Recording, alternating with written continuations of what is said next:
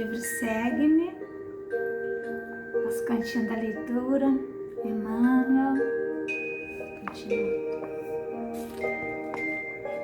Na difusão do Espiritismo. E eu rogarei ao Pai, e Ele, o Pai, vos dará outro Consolador, para que fique convosco para sempre, Jesus. Está em João 14:16.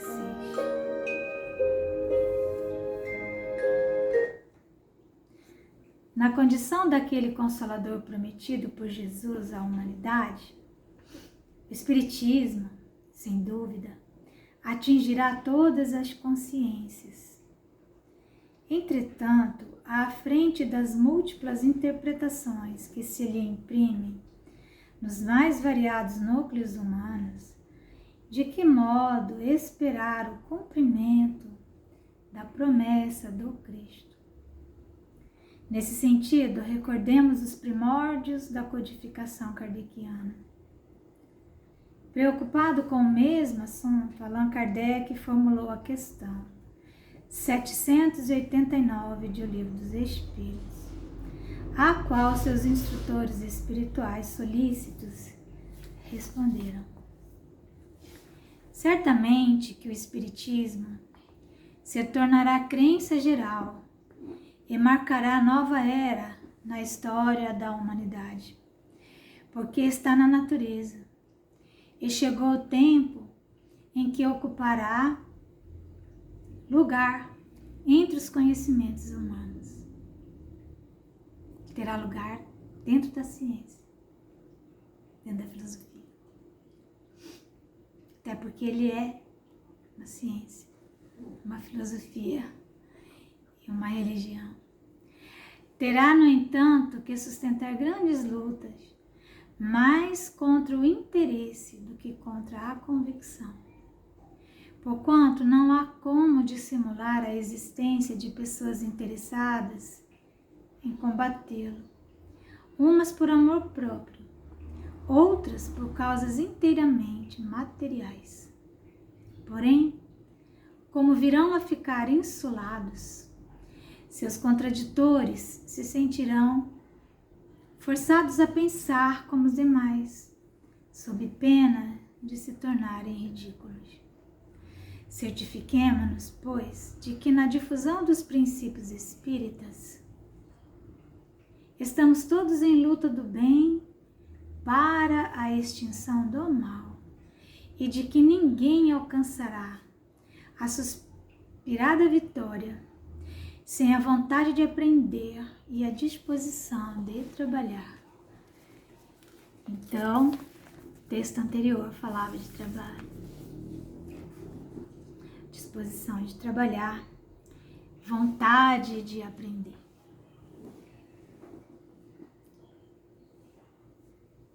A vontade, ela possui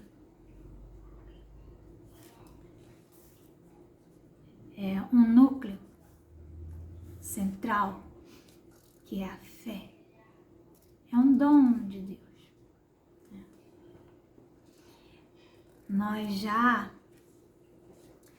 recebemos isso lá enquanto almas ainda simples e ignorantes. Deus já, por sua graça, Ele nos concedeu a fé. E a fé, ela é o núcleo central da vontade. E a vontade é o núcleo central da mente. Na mente, nós fazemos as análises. Na mente, nós conseguimos estabelecer uma capacidade de enxergar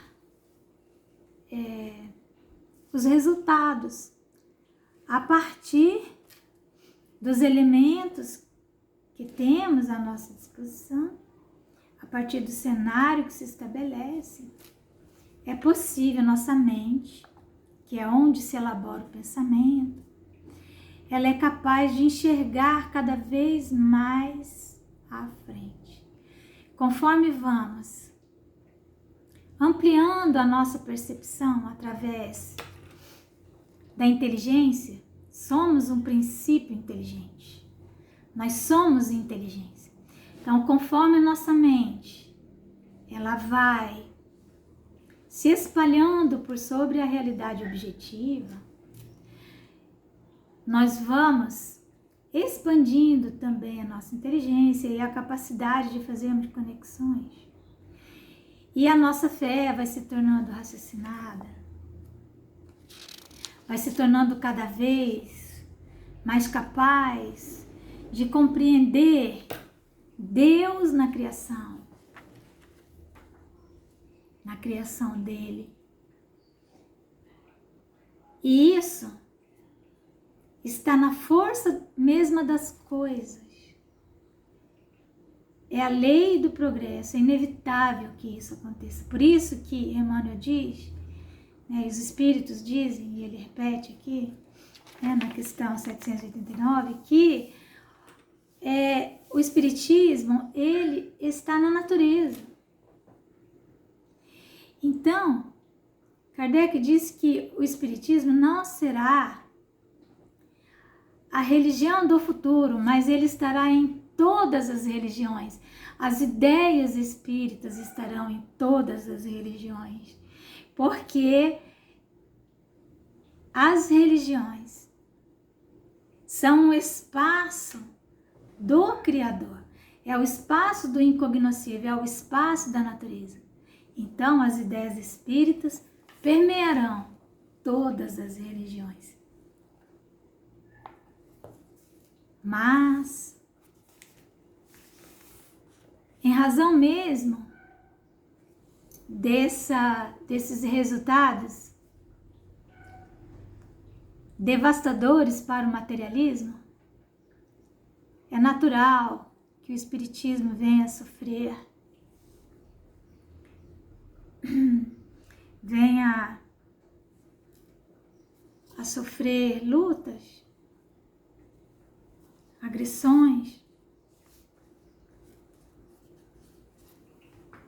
Mas isso não deve preocupar o discípulo, porque ser discípulo é ser aquele que aprendeu a linguagem do mestre e está na posição de difundir e divulgar essa mensagem.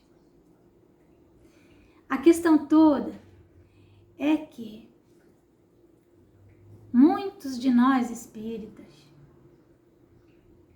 trazemos condicionamentos milenares de 2000 anos da igreja que se colocou como sendo a representante do Cristo na Terra. Trazemos esses condicionamentos, trazemos ainda em nós, de forma imperceptível, desejo de dominar, a nossa arrogância intelectual muitas vezes tende a nos firmar em pontos de vista. Então, nos tempos atuais, em que a doutrina espírita, o movimento espírita, não a doutrina, o movimento espírita avançou muito horizontalmente, não é mais uma doutrina que nós possamos chamar de que sofre perseguições.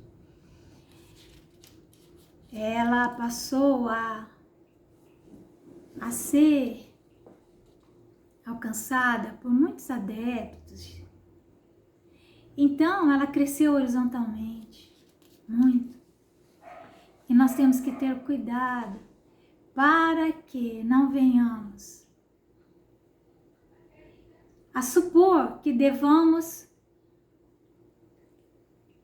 fazer interpretações pessoais dessa linguagem, trazer ideias supostamente renovadoras dentro da doutrina espírita, quando nem sequer ainda compreendemos o percentual mínimo dessa linguagem. Então, observemos com cuidado e tenhamos noção da responsabilidade que é difundir a doutrina espírita, sem desfigurarmos os seus postulados, com ideias que nada mais são, muitas vezes, que meras expressões de arrogância intelectual. Então, na dúvida, vamos servir, trabalhar e buscar a plataforma da humildade. Sempre que nós julgarmos na posição de alguém que trouxe algo de diferente daquilo que já está posto, desconfiemos de nós mesmos. Que Jesus nos abençoe e nos envolva na sua paz.